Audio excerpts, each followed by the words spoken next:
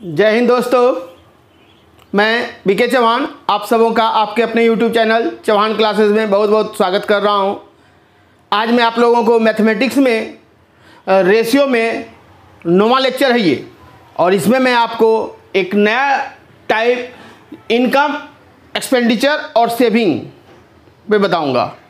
इस income expenditure से related जो एग्ज़ाम में प्रश्न बनते हैं, मैं आज वैसे प्रश्नों का सॉल्यूशन आपको दूंगा।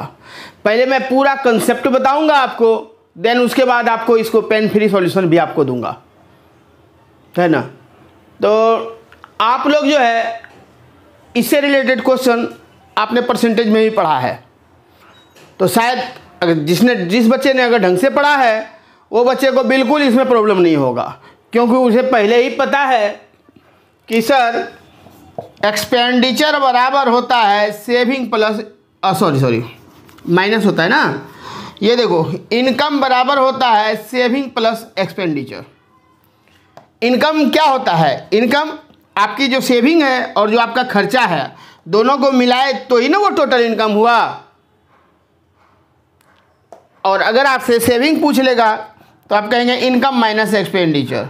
एक्सपेंडिचर पूछ लेगा तो कहेंगे इनकम माइनस सेविंग। ठीक है, ये तो हो गया, ये तो आप लोग जानते हैं। क्वेश्चन में कह रहा है ए और बी की मासिक आय का अनुपात, यानी ये इनकम का रेशियो दिया हुआ है 3:5, है ना, ए और बी का। तो अब देखते हैं, डायरेक्ट देखते हैं, फिर मैं बता दूंगा आपको। देखो 3:5 दिया है और उसका सेविंग का दिया हुआ है अनुपात 2:3। तो जब ये दिया है, आगे हम देखते हैं। पहले इसको आप फिर क्या कर रहा है, बी की आय ए की आय के बचत का 3 गुना है। ठीक, तो ए और बी के बी है, यानी कि आप खर्चे का पूछ रहे हैं, खर्चे का, एक्सपेंडिचर का आपको रेशियो पूछ रहा है। तो बाबू बताओ 3:5 है और 2:3 है, तो ये ए है और ये बी है और ये बी है और ये सी है, और नहीं ए और बी ही दे दिया है, ए और बी और ये और ए और बी इसका दिया हुआ है। मैंने आपको एक चीज़ बता रखा था कि इसको जो है ना इक्वल कैसे किया जाता है। देखो मैं तो डायरेक्ट भी बता दूं आपको, तो आप देख क्लियर हो तब। तो अगर इसको यहाँ 2 से मल्टीप्लाई करेंगे और इसको 5 से करेंगे तो ये दोनों इक्वल हो जाएगा। इसका क्या कहते हैं, इनकम, और इसका जैसे क्या कहते, यहाँ देखो दिया है ना, बी की आय ए की बचत का 3 गुना के बराबर है। तो आय और बचत को पहले इक्वल करना पड़ेगा बाबू। आय तो इसका आय और इसका ये बचत है ना, दोनों को इक्वल करना पड़ेगा। तो ये इसको 2 से मल्टीप्लाई और इसको 5 से मल्टीप्लाई। 2 से करोगे तो कितना हो जाएगा, 3 दूनी 6 और 5 दूनी 10, 3 दूनी 6, 5 दूनी 10। लेकिन ये कहता है 3 गुना है, तो 3 गुना है तो 2 से नहीं, 2 का 3 गुना यानी 6 से करना होगा। 6 तिया 18 और 5 तिया 6 पंजे 30, यानी 18 और 30 का रेशियो बन जाएगा। और इसको 5 से करेंगे तो 5 दूनी 10 और 5 तिया 15, 5 दूनी 10 और 5 तिया 15। तो इसका क्या होता है, आपको एक्सपेंडिचर मतलब इनकम माइनस सेविंग, इसका घटाओगे तो क्या हो जाएगा, ये 8 और ये 15, और 8 और 15 आंसर है कि नहीं। आप डायरेक्ट भी कर सकते हो ना इसको, ये तो दिमाग में आप रख सकते हो। ठीक है, अब बहुत बच्चे सोच रहे होंगे कैसे कर रहे हैं सर, इतना आसानी से आपने इसको कैसे बना लिया। तो चलो मैं आपको अच्छे से समझाता हूं। क्वेश्चन के अनुसार चलो, आपका ए और बी का जो दिया हुआ है, ए और बी का, चलो ए और बी का दिया हुआ है, क्या दिया हुआ है, 3:5। क्या दिया है, 3:5 इनकम दिया हुआ है, इनकम आय दिया हुआ है। ठीक, और इसका सेविंग कितना दिया है, सेविंग का रेशियो क्या दिया है बाबू, सेविंग का रेशियो दिया है 2:3। और कह रहा है कि बी की आय, ये बी का जो ये आय है ए की बचत के बराबर है, लेकिन 3 गुने के बराबर है। तो पहले इसको इक्वल तो करो, इसको इक्वल करते हैं, ठीक ना। ए की आय बी की आय बचत के 3 गुने के बराबर है, तो दोनों को इक्वल अगर हम करते हैं, ये दोनों का बात करते हैं, इसकी आय और इसकी बचत, तो इसको क्या करते हैं, क्रॉस करते हैं ना। तो कहेंगे हाँ सर क्रॉस तो करते हैं। ये चीज़ मैंने परसेंटेज में भी सिखा रखा है आपको, और आपको रेशियो में भी बहुत सी जगह आपका ये इसका यूज हुआ है। तो इसको क्या करते हैं, ये 2 वाला जो है इससे मल्टीप्लाई कर देते हैं यहाँ, और ये 5 को यहाँ मल्टीप्लाई कर देते हैं। यही करते हैं, हाँ सर करते हैं। अब देखो एक ही लाइन में आंसर देना है, आगे नहीं बढ़ना है, ज़्यादा कैलकुलेशन नहीं करना है तो आगे पढ़ लो। तो 3 गुने के बराबर है, तो इसका 3 गुना होगा तब ना बराबर होगा। बी की आई का 3 गुना करेंगे ना तभी ना वो 1 के बराबर होगा। तो इसको 3 गुना हमने कर दिया। अब इसका देख लो करके बाबू, ये क्या बन जाएगा, ये बन जाएगा कितना, 3 दूनी 6, 6 तिया 18 हो जाएगा, और 6 पंचे ये 30 हो जाएगा, है कि नहीं। ये इनकम का ये हो जाएगा रेशियो, नया रेशियो। सेविंग का रेशियो क्या बन जाएगा, तो 5 दूनी 10 बन जाएगा, और 5 तिया 15 बन जाएगा। तो आपको एक्सपेंडिचर का पूछ रहा है, तो एक्सपेंडिचर बराबर क्या होता है, सेविंग, इनकम माइनस सेविंग। तो इनकम 18 और सेविंग 10, तो क्या हो जाएगा, घट के 8, और ये 30 और ये 15, तो कितना घट के हो जाएगा, 15। तो यही ना नया रेशियो आपका तैयार हुआ, हो गया आंसर, खत्म, डन। क्लियर है, बहुत ही आसान तरीके से बन रहा है ना, कहीं कन्फ्यूजन नहीं होना चाहिए, दिक्कत नहीं है, आगे देखो और क्लियर होते चला जाएगा। ठीक, नेक्स्ट क्वेश्चन।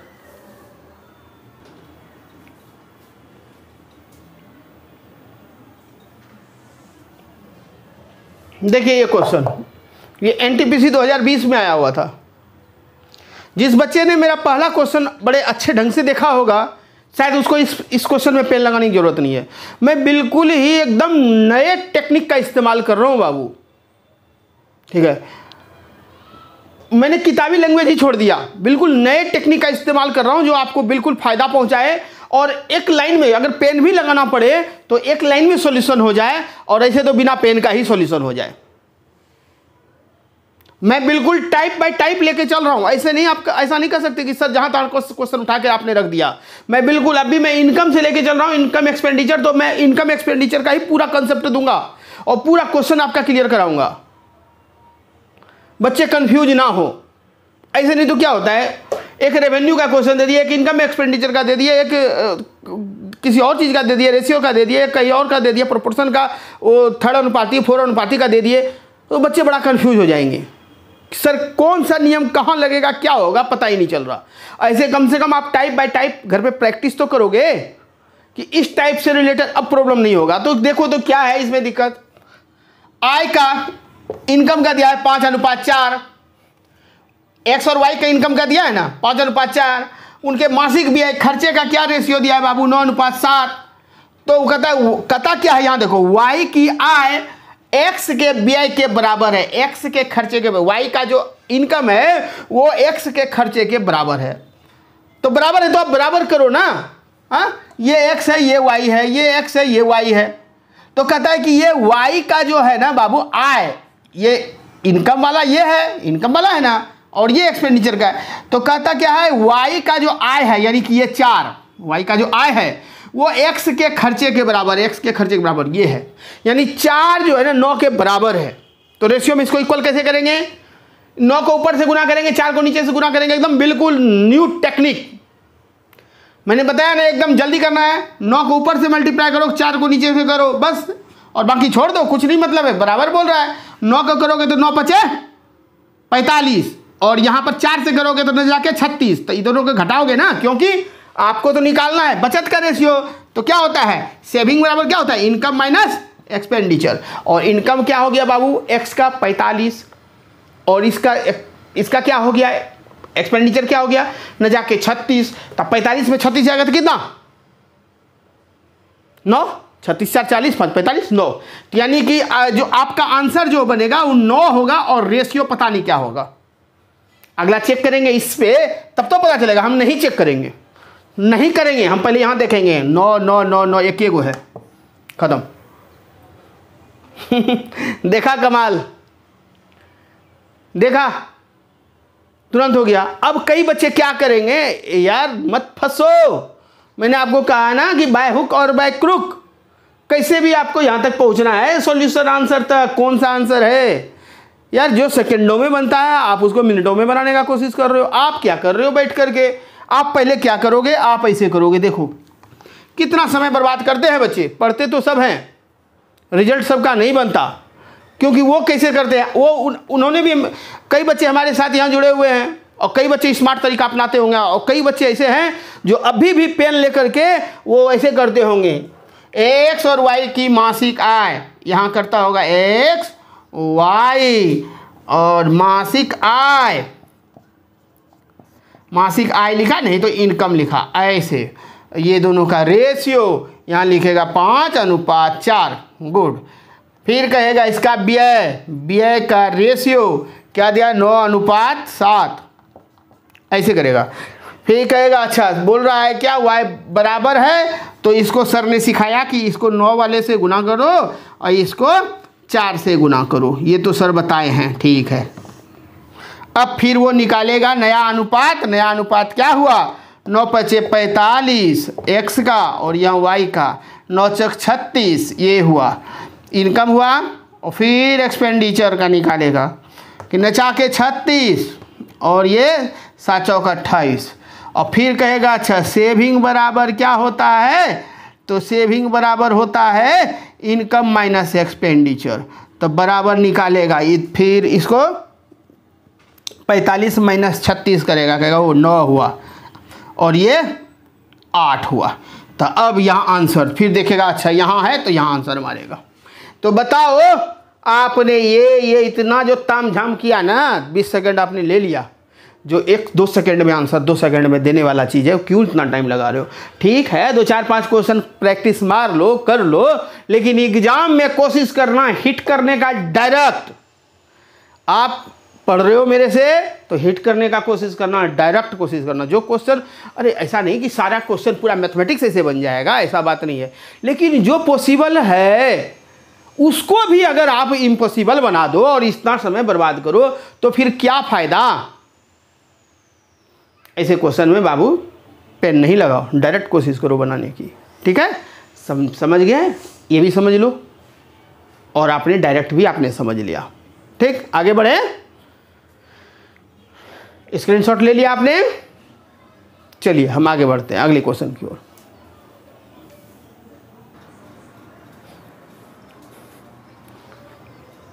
देखो ये क्वेश्चन सीडीएस 2018 में पूछा हुआ क्वेश्चन है। राजू पिज्जा का 3/8 भाग खा जाता है।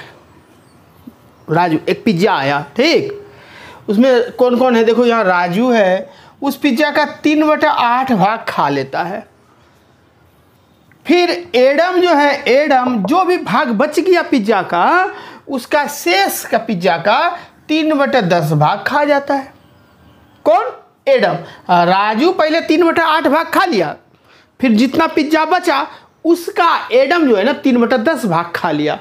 फिर रेनू आती है और रेनू जो बचा हुआ पिज्जा है ना उसका 4/7 भाग खा लेती है।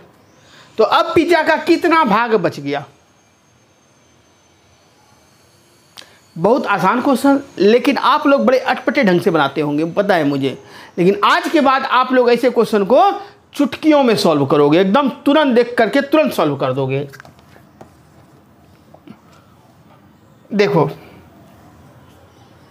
थोड़ा आराम से बताता हूं मैं आपको। देखो राजू है, फिर कौन है बाबू? एडम है और फिर रेनू।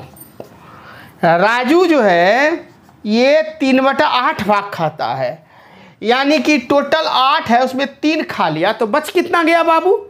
5 बच गया। तो इसको रेशियो में बदल दो कि बचा हुआ, हम बचा हुआ का लिख रहे हैं ना, यहाँ बचा भाग, ठीक, बचा हुआ भाग का बात कर रहे हैं। तो 5, टोटल कितना था बाबू? 8। ये टोटल 8 में बच कितना गया? 5 बचा ना। एकदम आसान प्रोसेस, कोई टेंशन नहीं। एडम शेष पिज्जा का 3/10 भाग खा लिया, यानी टोटल 10 था तो एडम ने 3 खा लिया, बचा कितना? कहेंगे 7 बचा सर, ठीक है। रेनू जो है ना 4/7, यानी टोटल 7 में से रेनू 7 जो बचा हुआ था ना बाकी, उस 7 में से रेनू ने 4 खा ली, तो बचा कितना? कहेंगे 3 बचा सर। हो गया, तो हो गया आंसर, खत्म हो गया। अब इसको काट पीट दो 5 दूनी 10, 7 कट गया, तो ये कितना, इधर कितना बचा? 3, इधर कितना बचा? टोटल कितना बचा? 8 दूनी 16, तो कितना भाग हुआ? बचा भाग तो 3/16 नहीं, टोटल 16 है जिसमें 3 भाग, 3/16, 16 का 3 भाग बचा है कि नहीं? तो है ऑप्शन, हाँ है यहाँ, देख लो 3/16 खत्म, बचा भाग।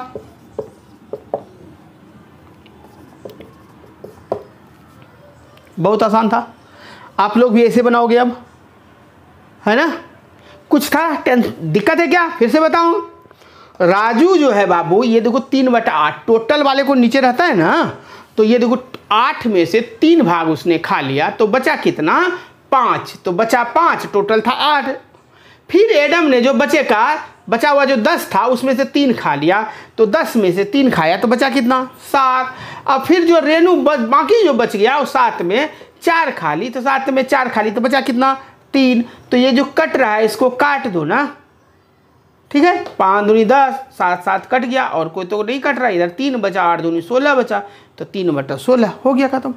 सेकेंड का क्वेश्चन है यार, तुरंत बना लेने का है कि नहीं? ठीक है, चलो अगले क्वेश्चन की ओर।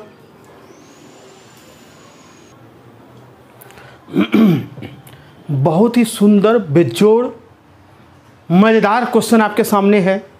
पीटी 2019 में ये रिसेंटली पूछा हुआ है।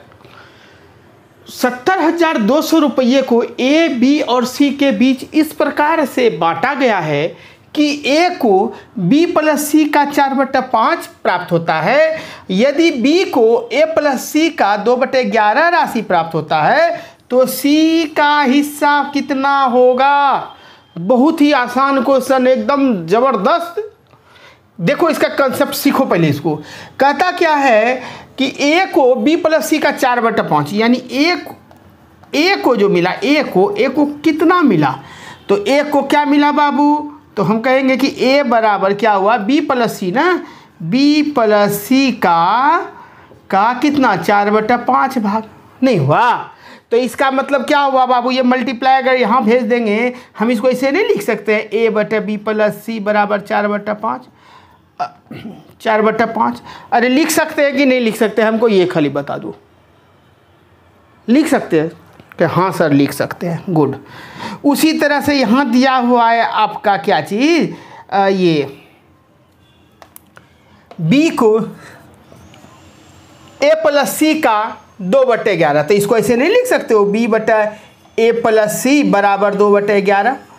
अरे लिख सकते हो कि नहीं इसको भी? अरे यही ना हुआ, b इसको नीचे कर दोगे, a प्लस सी बराबर 2/11 हो गया ना? कहेंगे हाँ सर हो गया, बिल्कुल सही, कोई दिक्कत नहीं। अब देखो मैंने आपको एक चीज़ बताया था ना, इसको अगर हम टोटल कर ले, ए दोनों को ऐड कर ले तो ये दोनों भी ऐड हो जाएगा, ये दोनों को ऐड कर ले तो ये दोनों भी ऐड हो जाएगा, यानी कि इसके अनुसार a प्लस बी प्लस सी बराबर 5 4 9, और इसके अनुसार a प्लस बी प्लस सी बराबर 11 2 13 होता है ना? होता है ना अनुपातिक योग ऐसे? कि हाँ सर होता है, बिल्कुल ठीक है। अच्छा देखो 2 को निकल गया, a प्लस बी प्लस सी, 1 9 निकल गया, 1 13। मैंने ऐसा आपको नहीं बताया है क्या कि इन दोनों में से आपको a प्लस बी प्लस सी निकालना है? तो दोनों का क्या करो आप बाबू, एलसीएम निकाल लो। आपको नया a प्लस बी प्लस सी निकल के आया, ये दोनों को प्राइम है, 13 17 से 117, यानी कि a प्लस बी प्लस सी बराबर 117, ये आपको निकल के आया। ठीक? हाँ सर ठीक है।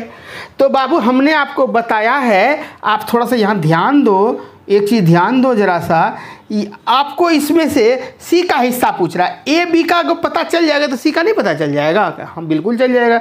तो ए का दिया है 4 और बी का दिया है 2। कहेंगे ये कैसे ले रहे हैं सर? तो मैंने आपको क्या बताया है, आप थोड़ा सा ध्यान देना एक चीज़, मैंने आपको क्या बताया है कि इसका क्या निकला आपको, इसके अनुसार अनुपातिक योग 9 निकला और इसका अनुपातिक योग 13, तो 13 को इससे गुना कर दो और 9 को रिवर्स गुना करने के लिए सिखाए हैं ना बाबू, हम सिखाया है ना मैंने आपको रिवर्स मल्टीप्लाई करने के लिए। इसको ये जो 13 आया ना, 13 को यहाँ से कर दो और इसका जो 9 आया ना उसको यहाँ से कर दो, तो दोनों इक्वल हो जाता है। तो जब हो जाता है तो क्या ए का कितना हो गया, 13 चौक 52, तो कहेंगे ए का वैल्यू कितना निकल गया सर, ए का हो गया 52, बी का कितना 9 दूनी 18, नहीं हुआ तो ए प्लस बी का वैल्यू कितना हो गया, 70 हो गया। तो या ऐसे नहीं, ऐसे ये दोनों को मिला के 70, तो 70 प्लस सी बराबर 117। तो सी का वैल्यू कितना, 30, 40, 47, सी का वैल्यू 47। तो सी का हो गया 47। तो सी का हिस्सा निकाल के दिखलाओ बाबू। तो सी का हिस्सा कितना हुआ,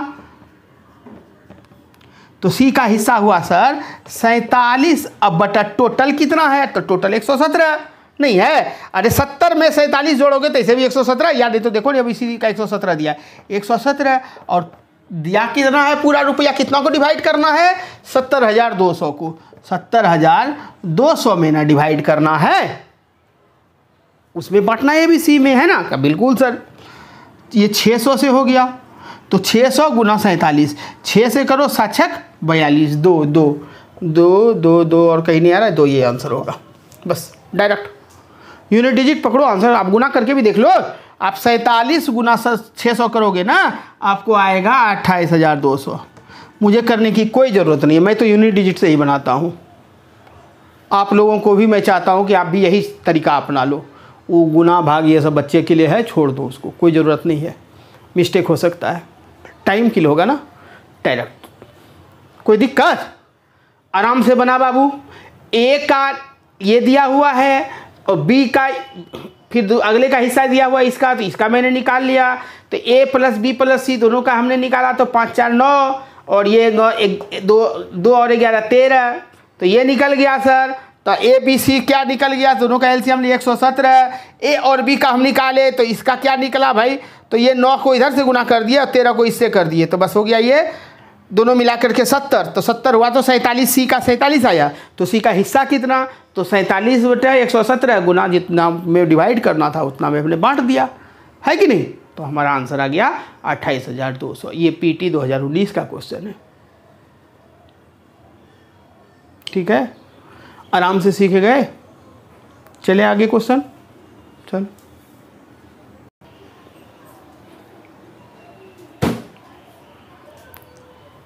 एक्सक्यूज मी,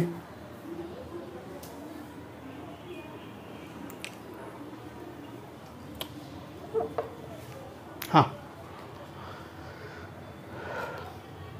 देखो ये क्वेश्चन, एक आदमी ने अपनी संपत्ति का बंटवारा किया। एक आदमी था, अपना सारा प्रॉपर्टी का बंटवारा किया ताकि उसके बेटे के हिस्से, उसकी पत्नी के हिस्से, मतलब बेटा का हिस्सा और उसकी पत्नी का हिस्सा, और पत्नी का हिस्सा उसकी बेटी के हिस्से, दोनों का अनुपात 5:2 में बांटा।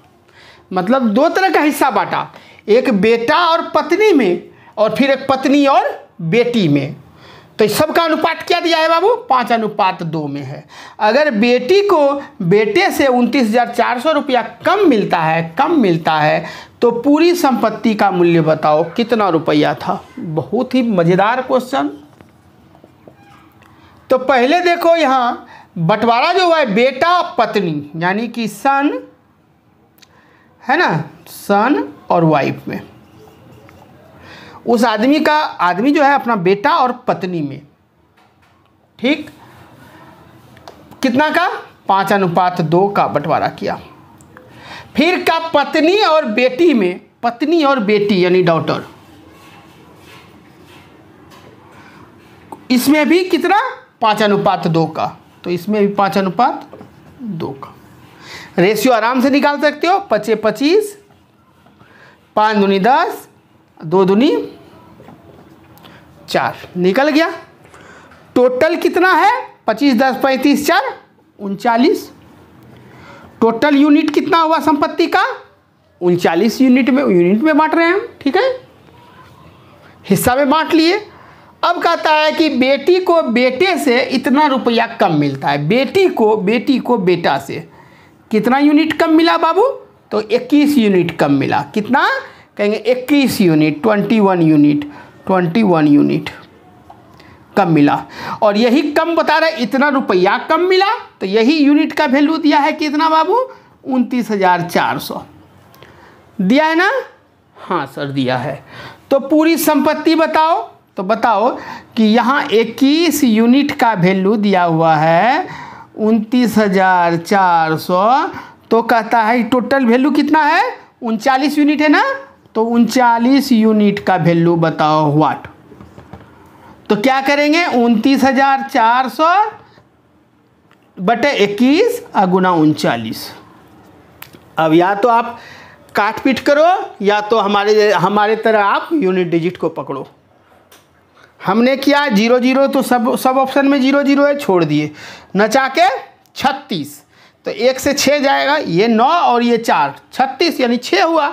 और ये 1 को 6 से काटेंगे तो 6 से गुना करेंगे, 6 यहाँ भी 6, यहाँ भी 6, इसमें 6 नहीं है, इसमें नहीं है, यानी ये ऑप्शन नहीं होगा। तो आपका आंसर देखते ही पता चल रहा है ये होगा। बोलो कैसे सर?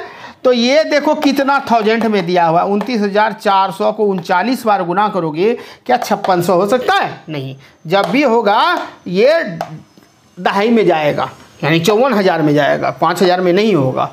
और मल्टीप्लाई करने का है तो इसको करके देख लो, 21 1 कम 21 और उधर हो गया 8 84 और कितना 4 मरतबे और ये 00, 1400 गुना 39 करके देख लो, आपको यही आएगा। मैंने तो देख लिया, ठीक कहेंगे आएगा तो 6 ही लास्ट में, और 6 ये वाला बनेगा 1400। अच्छा 1400 तो 56 है, कितना हो गया 14 चौक 56, तो 4 से ही गुना करेंगे तो 5600 हो जाएगा। तो क्या 4 से गुना करने बोला है, 39 से गुना, तो ऐसे ही आप समझ लो कि ज़्यादा ही होगा, तो यही होगा, है ना।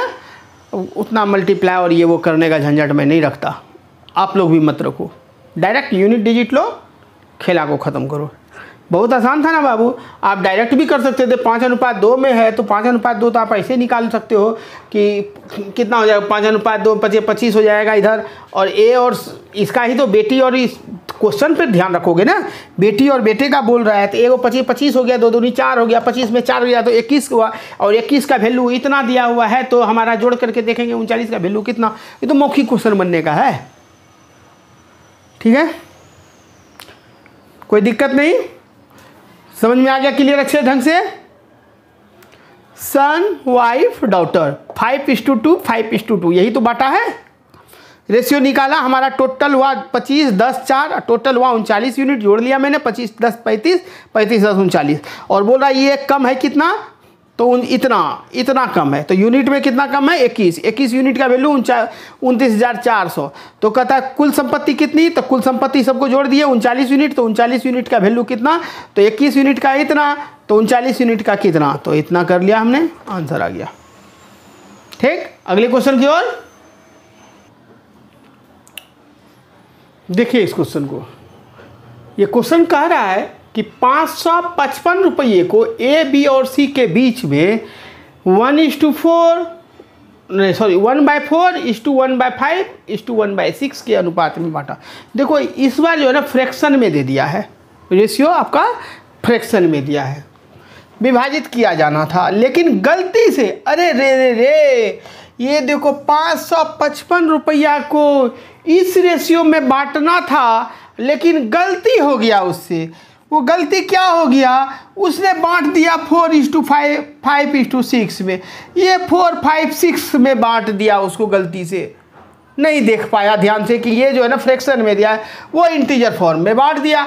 अब कहता है कि विभाजित कर दिया, तो बताओ सी को कितना अधिक राशि प्राप्त हुआ। एकदम सिंपल सरल आसान, इससे आसान कुछ नहीं हो सकता। मैंने आपको फ्रैक्शन को बदलने के लिए बताया है ना, एलसीएम मेथड बताया है ना बाबू।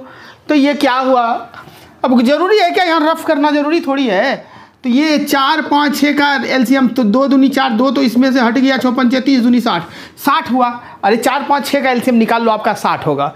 जब ये 60 हुआ तो 60 से इसको करोगे तो 15 चौक 60, तो ये हो जाएगा 15 रेशियो, फिर 60 से करोगे तो 12 पंचे 60 12, और 6 से करोगे तो 10 6 का 60, नहीं हुआ। तो इसको हमने बदल दिया। अरे बाबू ये क्या हुआ, ये 60 ही तो एलसीएम हुआ, तो इसको काटोगे यहाँ पर तो 15, इससे काटोगे तो कितना 12, इससे काटोगे तो ये 10, नहीं होगा। तो 15 12 10 का रेशियो बना। तो ये जो है ना, ये अनुपात में इसको बांटना था, यानी बांटना था, यही तो सही अनुपात था ना जी, बांटना था इसको इस अनुपात में, लेकिन बांटा किस अनुपात में, तो बांटा उसने 4:5:6 में। किसको? ए, बी और सी को। ठीक, अब देखो तो सी को कितना अधिक, तो पहले देखो तो बांटना अधिक और कम तो पता चलेगा बाद में ना। पहले इसमें से देखो तो बाबू सी का हिस्सा जैसे निकालो तो सी का हिस्सा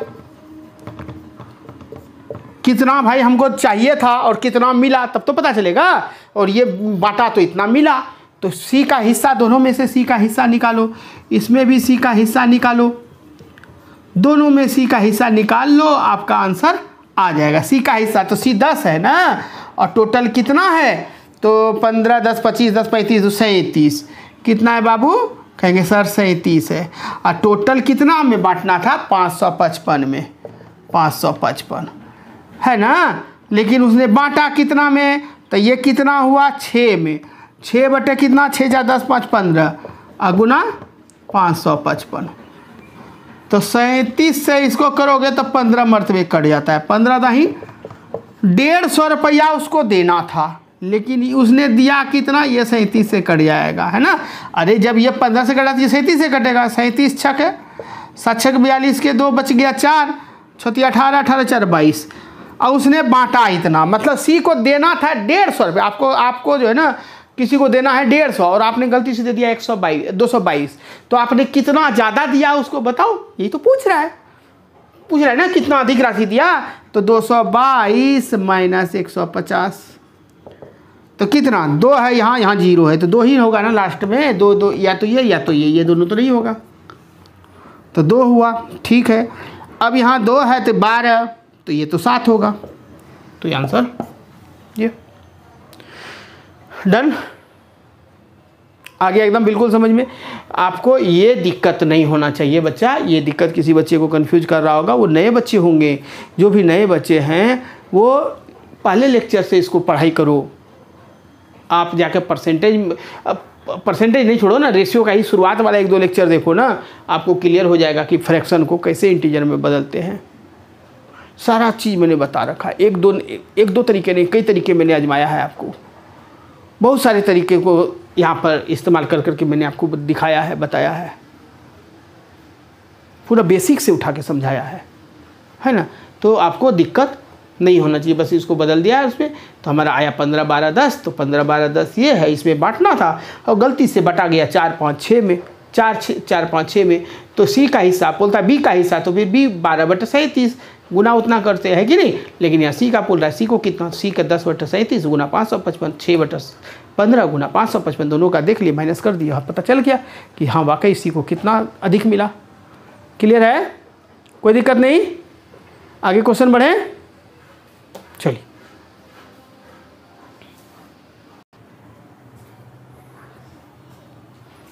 देखो ये क्वेश्चन जो है यूपीएससी का आया हुआ, इसको ध्यान से समझो, बिल्कुल तुरंत बनेगा।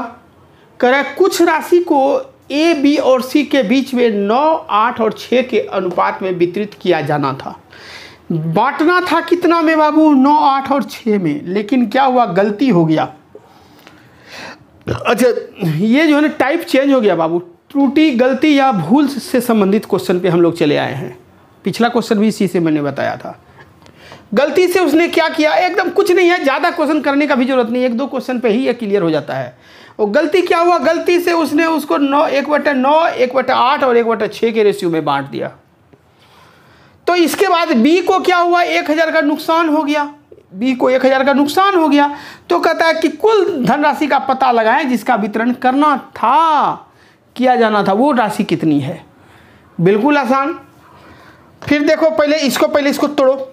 देखो ये कहता है ए बी सी को इतना के अनुपात में वितरित किया जाना था। बांटना था कितना में? बांटना था ए, बी और सी को कितना में? तो 9, 8 और 6 के रेशियो में। लेकिन बांटा कितना में? 1:9, 1:8, और अनुपात कितना? 1:6 में। तो इसको फ्रैक्शन को इंटीजर्स में बदलो, तो ये एलसीएम हो गया 72। तो 72 से 9 8 72, ये 9 और ये 12 6 72, ये 12। कोई दिक्कत? अरे इसका एलसीएम कितना सर 72, तो 72 से काटोगे इसको तो 9 8 72, इसको काटोगे 9, इसको काटोगे तो 12, हुआ कि नहीं? ठीक है, ये कर लेना खुद ही। तो आप सिर्फ जान लो कि इसका जो है एलसीएम बाबू 72, बाकी तोड़ने के लिए आपको पता है। ठीक है सर, ये कर लिया हमने, चलो इसको छोड़ो, ये कर लिया। अब हमको करा है बी को जो है 1000 का नुकसान हुआ। अच्छा, अब कैसे पता चलेगा सर?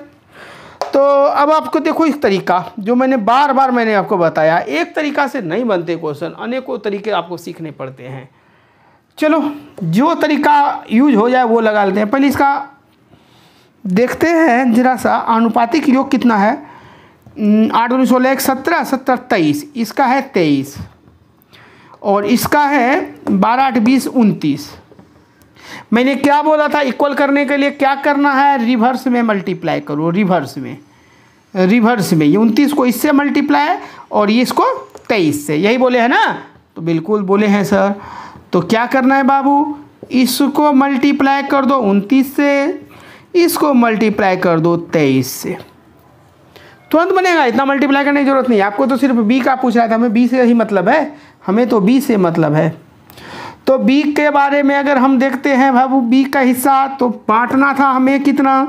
29 गुना 8, यानी 29 गुना 8 हमको बांटना था और हमने बांट दिया कितना?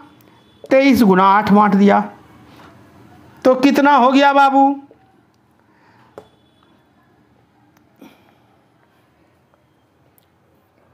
कितना हो गया? तो इसको देखोगे 48 गुना करते हैं तो